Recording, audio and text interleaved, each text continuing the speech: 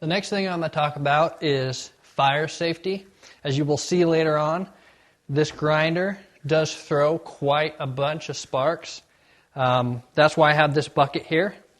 It allows the sparks, most of the sparks, to go into the water and settle to the bottom.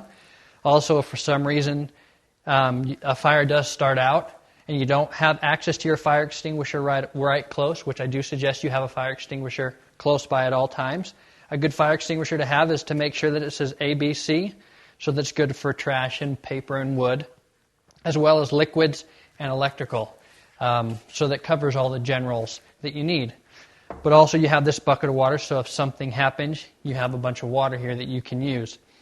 This water is also used to cool down the knife so you don't burn your hands. The other thing you want to make sure is that you're not grinding next to flammable liquids. The sparks do end up on the floor. Sometimes they shoot out the back.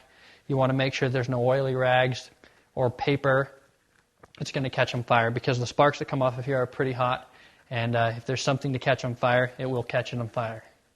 Another thing you want to remember is that if you are doing this in an enclosed area like a garage or a shop, that it's properly ventilated and that you don't have cans of gasoline around where the fumes can accumulate on the floor because the sparks will end up down there and it will start a massive fire and create quite a destruction.